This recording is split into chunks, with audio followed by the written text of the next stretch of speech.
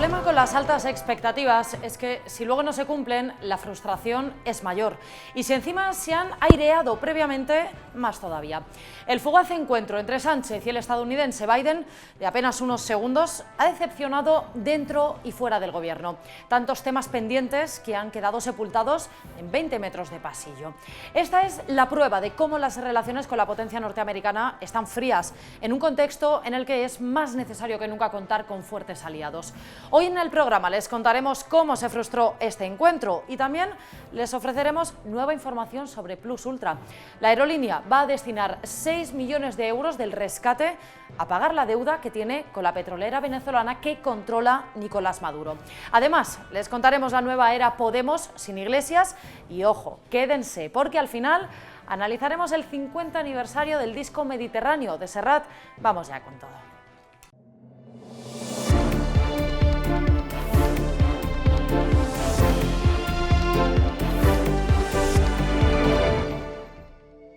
Esta ha sido la imagen de la discordia. Sánchez aproximándose a Biden en los pasillos de la OTAN en Bruselas. Exteriores llevaba días aventurando un encuentro entre ambos mandatarios que finalmente ha quedado reducido a una conversación de apenas 30 segundos, lo que dura un recorrido de 20 metros de pasillo. Había muchísima expectación por este encuentro, muchos temas importantes sobre los que hablar, entre otros las relaciones con Marruecos, pero el estadounidense apenas le ha dedicado estos segundos de atención. ¿Qué pasó exactamente? ¿Realmente estaba preparada esa reunión o Exteriores pecó de optimismo? Jorge Sainz nos da las claves. ¿Qué tal, Ana? Bueno, pues lo que contamos en Voz Populi es que la administración norteamericana cambió el guión de esa reunión a última hora. Es cierto que había previsto un encuentro de 10 minutos, es un pull aside, lo que se conoce en términos diplomáticos, es muy habitual en este formato de cumbres como la de la OTAN, donde hay muchos jefes de Estado y de Gobierno, y ese encuentro de 10 minutos que prepararon la ministra de Exteriores Laya y el secretario de Estado Blinken la semana pasada, se iba a producir, iba a haber un cara a cara, de intercambio de 3 o 4 mensajes, pero a última hora efectivamente eso salió del guión. Y las razones, bueno, lo que nos cuentan es que podría haber un exceso de agenda del presidente Biden y las explicaciones que ha dado el presidente del gobierno, Pedro Sánchez, es que bueno, se les pidió cierta premura por parte de la OTAN para acelerar la cumbre, pero bueno, parece un poco raro y ese cambio, bueno, habrá que analizar por qué se ha producido, ¿no? Pero es cierto que había previsto una reunión de 10 minutos, lo que pasa que ahora es muy difícil explicar por qué no ha tenido lugar. Claro, a nivel diplomático también te cuentan que se sienten decepcionados y lo consideran un feo por parte de Estados Unidos, ¿no? Bueno, la Moncloa ha tratado de cubrir que estas expectativas que no se han cumplido con un comunicado en el que decían que bueno, que era una primera toma de contacto, pero es difícil negar la decepción que hay en amplios sectores diplomáticos y incluso algunos veteranos hablan de un gesto feo, ¿no?, por parte de Estados Unidos, pero también al mismo tiempo dicen que los norteamericanos compensarán a España porque esa reunión, iba a tener lugar y iba a ser 10 minutos, con lo cual esperan que se compense al gobierno español en los próximos días, semanas o meses. Bueno, pues después analizaremos este tema con más amplitud en la mesa de análisis. Jorge Sainz, muchísimas gracias. Gracias, Ana. Bueno, el rescate de Plus Ultra, que está bajo la lupa, sigue dando titulares. La aerolínea va a destinar parte de los 53 millones de euros que recibió por parte del gobierno a pagar sus deudas con la petrolera venezolana que controla el ejecutivo de Nicolás Maduro. Plus Ultra, que presume de españolidad, tenía como principal proveedor de combustible esta petrolera de Caracas, a la que ahora le debe dinero. Bea Triguero. Hola, Ana. Pues efectivamente, en la información que publicamos hoy con nuestra compañera Marina Elías, contamos que Plus Ultra va a pagar este mismo año, en 2021, su deuda con PDVSA, con la petrolera de Venezuela, por 6,1 millones de euros, y así lo recoge en uno de los documentos que manda a Daigua, el asesor financiero de la SEPI, que fue contratada por el Estado. Bueno, pues lo deja por escrito, ¿no?, que su intención es hacer frente a esta deuda este mismo año con el rescate de los 53 millones del Gobierno de España. Y la propia consultora Daigua en su informe también lo recoge así, dice que para reiniciar la operativa la compañía debe liquidar previamente las deudas que tiene, entre ellas menciona PDVSA, la petrolera de Venezuela, y no menciona ninguna otra petrolera, o sea que entendemos que es la única con la que tenía negocios. Mira, no es la primera vez que hemos hablado ya de esta petrolera venezolana, tiene un largo historial de corrupción. Sí, bueno, la cuestión, claro, es que ha sido el mayor foco de corrupción del chavismo históricamente y, de hecho, según Transparencia Venezuela, en los últimos años se han registrado al menos 92 casos de presunta corrupción en la gestión del petróleo de Venezuela que involucran 42.300 millones de dólares, una cifra altísima. Y además, recordemos que no es la primera vez que hablamos de PDVSA en toda la investigación de Plus Ultra, porque ya contamos que Panacor, el banco panameño que rescató a Plus Ultra, bueno, que le salvó de la disolución con un préstamo participativo, pues tenía bonos en la propia PDVSA y en la República Bolivariana de Venezuela. Bueno, todo se va enredando cada vez más. Beatriz Guerrero, muchísimas gracias, gracias por a ti, esta Ana. información. Y la nueva era Podemos arranca con Ione Belarra al frente después de que este domingo fuese designada como secretaria general. Ahora es momento de formar equipo y la ministra se está poniendo manos a la obra. Prepara una ejecutiva plagada de afines y libre de críticos, un modelo muy similar al que cerró Pablo Iglesias tras la marcha de Íñigo Errejón. Ni el PECUS de Stalin ironiza a alguno desde dentro. Luca Costantini. Hola Ana, ¿qué tal? Buenas. Bueno, efectivamente sí, Ione Belarra había prometido, ¿no?, impulsar un nuevo Podemos, había dicho, sin embargo, pues parece ser que lo que en este momento se está diseñando, pues la nueva directiva, la nueva ejecutiva, ¿no?, el Consejo Ciudadano, como lo llaman en Podemos, pues parece ser que los nombres que van, digamos, en las quinilas que van saliendo son sobre todo personas de máxima confianza de Belarra. Y sobre todo lo que estamos viendo es que es muy probable que no haya ningún representante, digamos, de las corrientes minoritarias o críticas que se presentaron en el Congreso del fin de semana pasado. Es decir, que al fin y al cabo, si Podemos, por ejemplo, hasta el año 2017, hasta Vista Alegre 2, sí que incorporaba en su ejecutiva parte de los sectores minoritarios, ahora la sensación es que Belarra, francamente, sigue con el último curso del pablismo más duro, que es un partido a imagen y semejanza, pues, de la secretaria general en ese caso. Luca, otro asunto. Bestringe, la exasesora de Iglesias, ha sido nombrada número 3 de Podemos. ¿Alguna reacción? Bueno, es el primer nombre, ¿no?, que sabemos de manera oficial. Lili Bestringe, pues, en fin, se convierte en secretaria de organización del partido, que es un cargo muy importante porque ella será la persona que tendrá que, ¿no?, de alguna manera reactivar los círculos, por ejemplo, llamar a la militancia, en fin, recuperar algo por lo menos de glamour de Podemos, que lo ha perdido y mucho desde la entrada en el gobierno en estos últimos meses y años.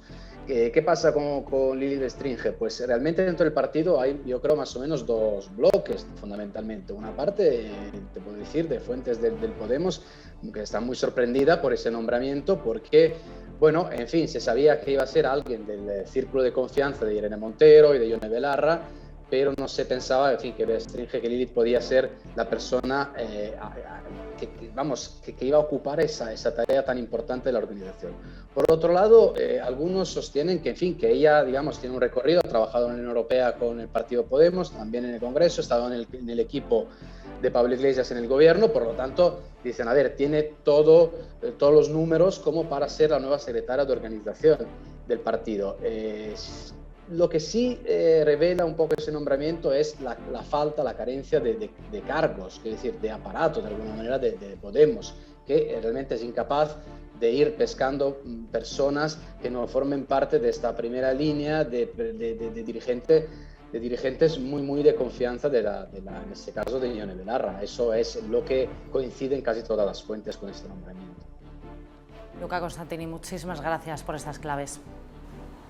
Gracias.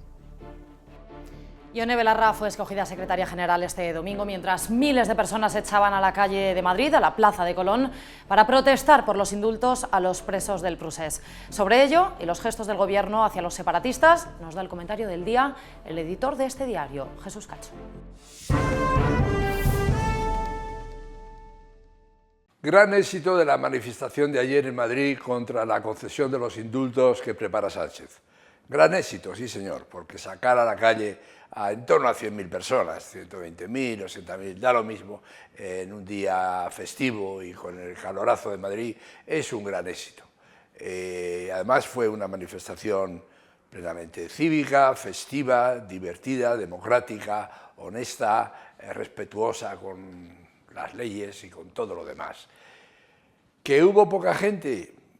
según la izquierda, yo creo que hubo excelente gente, muchísima gente, como se puede ver en todo tipo de fotos.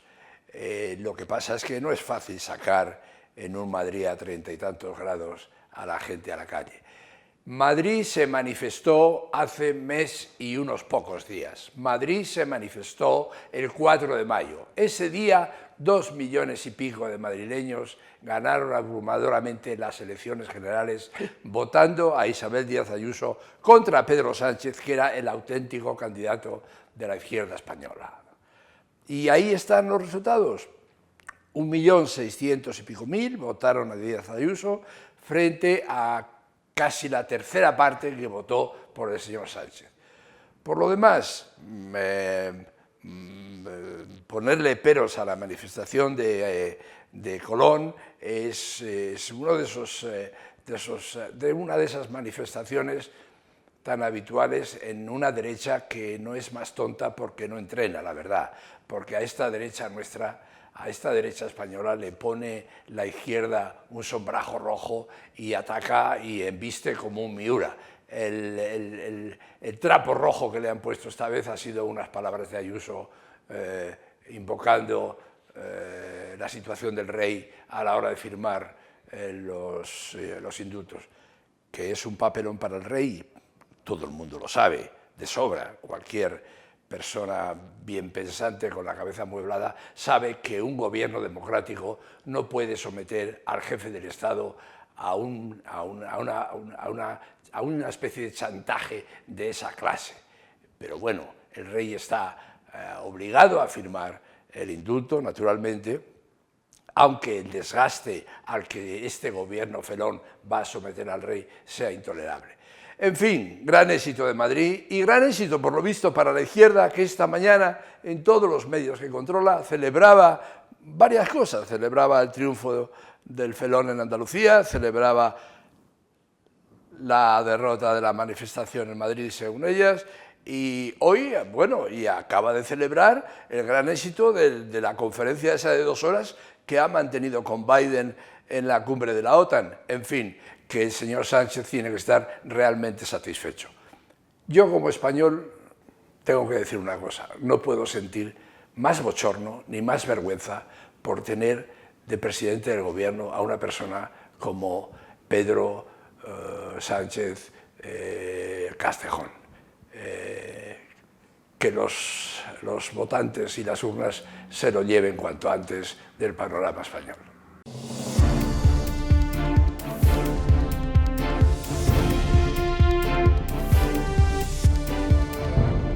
Y como no podía ser de otra manera, hoy toca analizar ese encuentro, mini encuentro, encuentro express, como quieran ustedes llamarle, entre Pedro Sánchez y el presidente estadounidense Joe Biden. Y para ello nos acompañan hoy en la mesa de análisis Alberto Pérez Jiménez, bienvenido, Ana? Y Laura Fábregas. Hola, ¿qué tal? Bueno, ¿pecó la Moncloa de optimismo? ¿Hay que tener cuidado con las expectativas? Bueno, desde luego pecó por lo menos de haber intentado vender algo que al final no ha sucedido, ¿no?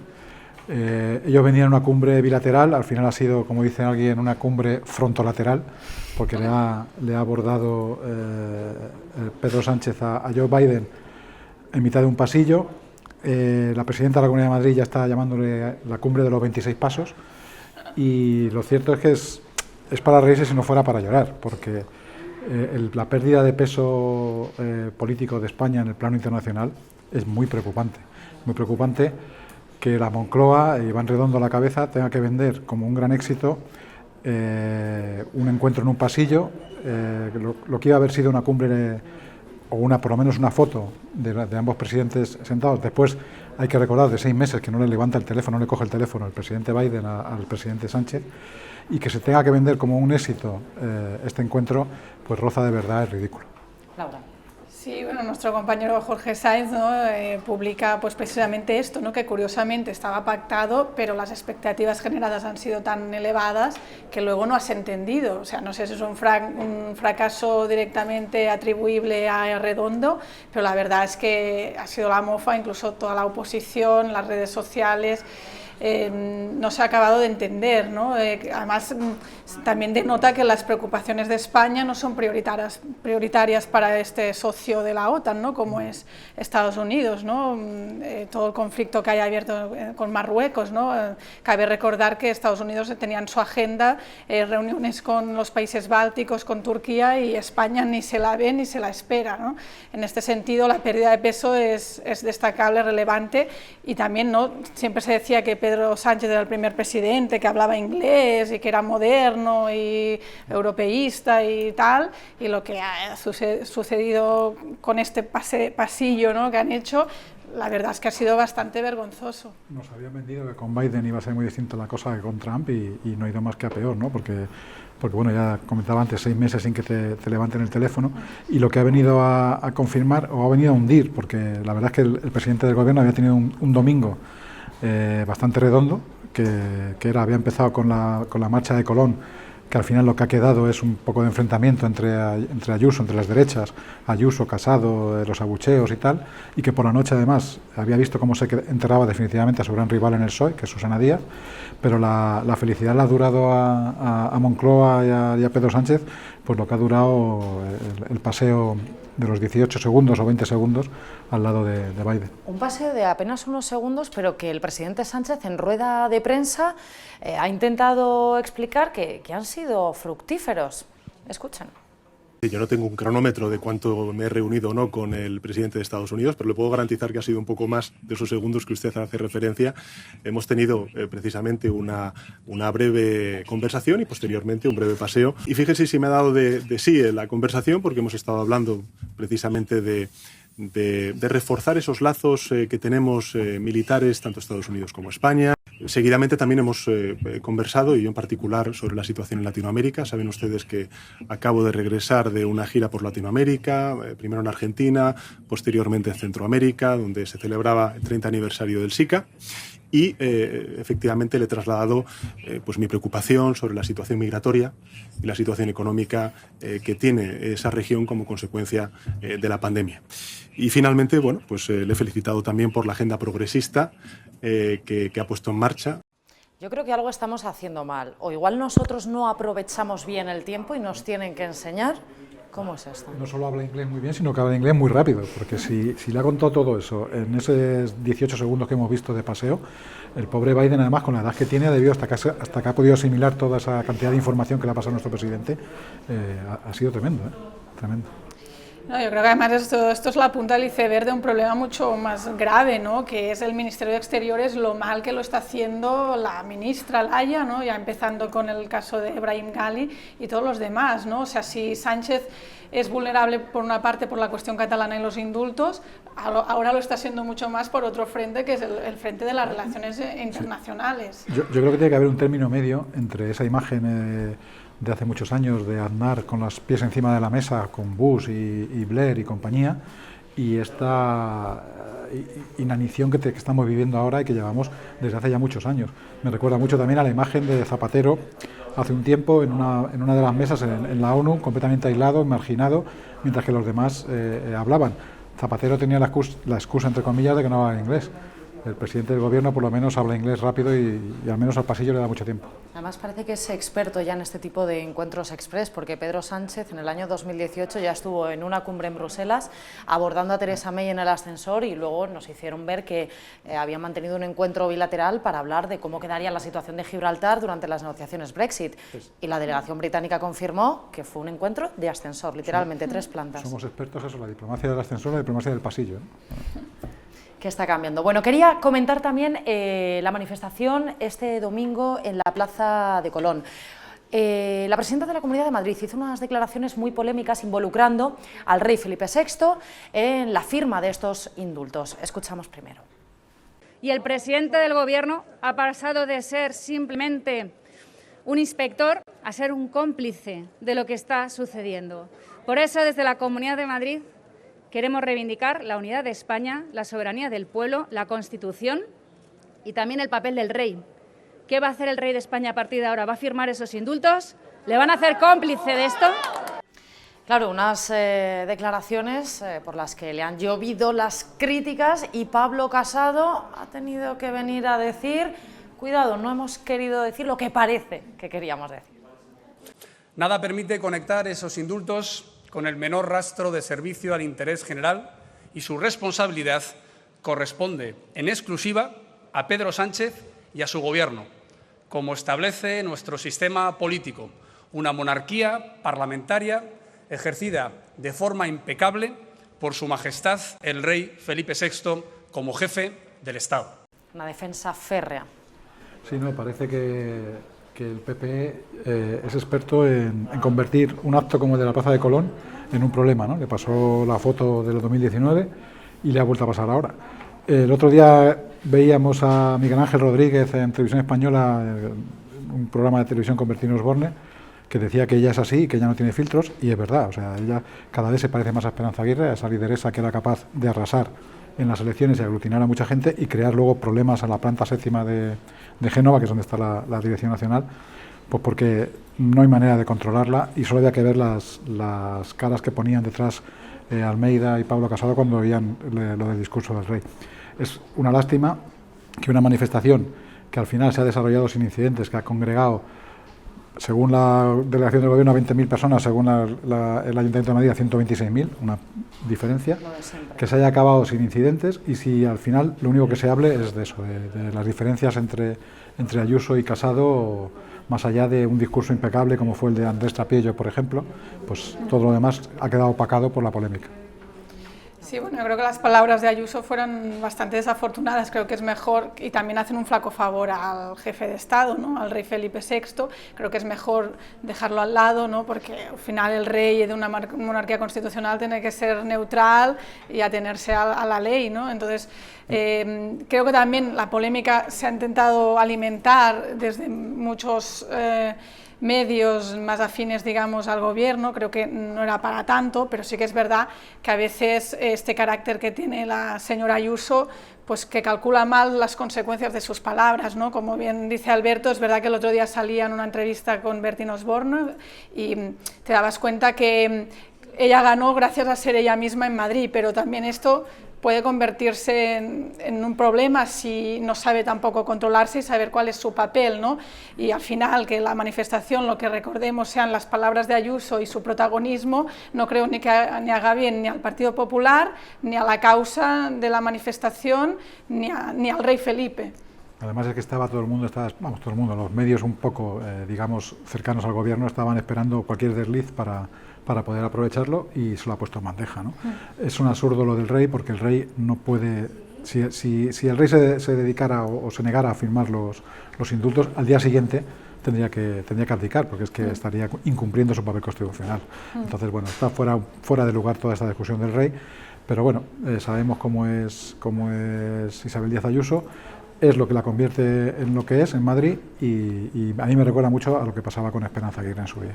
Sí, bueno, yo creo que también está bien que haya salido Casado a intentar rectificar o corregir las palabras de Ayuso, porque a veces lo que vemos cuando Pedro Sánchez, según qué declaraciones, vemos como que el PSOE no existe, que no hay un contrapoder dentro del partido que intente enmendar una cuestión mal hecha, ¿no? En cambio es verdad que en este sentido el PP y el presidente Pablo Casado han sabido reaccionar a tiempo e intentar cortar la polémica cuanto antes. Pues Laura Fábregas, Alberto Pérez Jiménez, muchísimas gracias por el análisis de hoy. Placer a vosotros. Como siempre.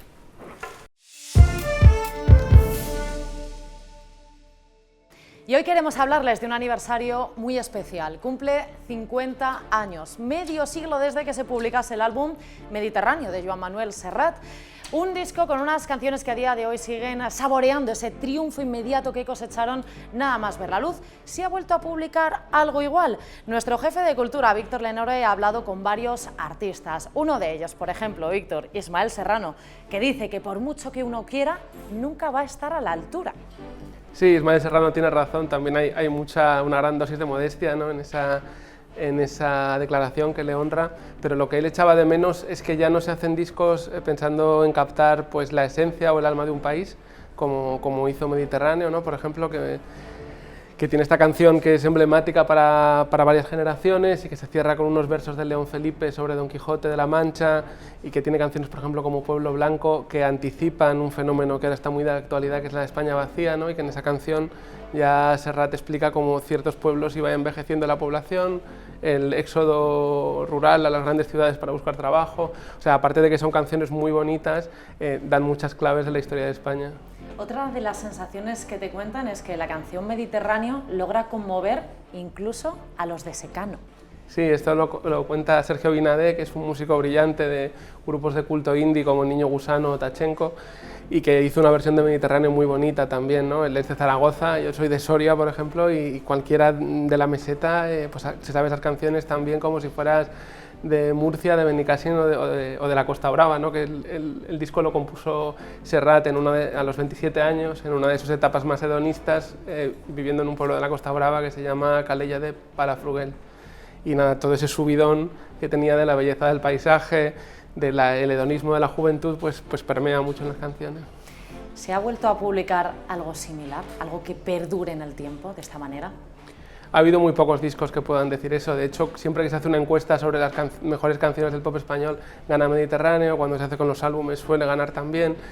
Y evidentemente España tiene músicos enormes, ¿no? Desde La leyenda del tiempo de Camarón hasta, yo que sé, Radio Futura para los más modernos o lo que sea, pero si hay un disco totémico en el pop español es Mediterráneo. Víctor, algún desencantado habrá también, ¿verdad? Sí, en el otro músico, entrevistamos a 3 músicos, el otro es un cantautor brillante, aunque no muy conocido, de Lérida, que se llama Xavier Baró, y él dice que dentro de la grandeza del disco hay cosas que le parecen versos de bachillerato, ¿no? Y tiene razón, pero su tesis es que a pesar de que tiene algunos versos un poco que flojean o algo así, el disco sigue siendo muy grande igual. Yo creo que la gente que conoce a fondo la obra de Serrat sabe que había discos igual de bonitos antes, incluso más íntimos, más tranquilos, pero claro, cuando eres una estrella como él y tienes que dar el salto a los estadios, necesitas himnos. Entonces eso siempre decepciona un poco a la gente que le ha seguido con otros ritmos, con otros tonos, pero claro, es que Serrat era una estrella y decidió hacer un disco que llegara a todo el mundo y lo consiguió de una manera brillante. Me ha gustado eso de versos de bachillerato, ¿a qué se refería? Sí, pues cosas predecibles, tópicas, lugares comunes, ¿no? Pero aún así la respuesta es lo que decía Baró, es yo prefiero otros discos de Serrat, pero en este hay mucha grandeza musical, aunque que hace perdonar esos pequeños versos de bachillerato previsibles que hay en algunas canciones. Pues Víctor Lenore, muchísimas gracias como siempre por estos apuntes de cultura. Gracias a ti, Ana. Bueno, con esto despedimos esta edición de Barra Libre. Ya saben que pueden encontrar toda esta información en la web de vozpopuli.com y también nos van a encontrar en nuestro canal de YouTube, donde, por cierto, pueden comentar. También nos encontramos en formato podcast en Spotify. Nosotros volvemos, como siempre, con muchísimos más temas mañana. Cuídense.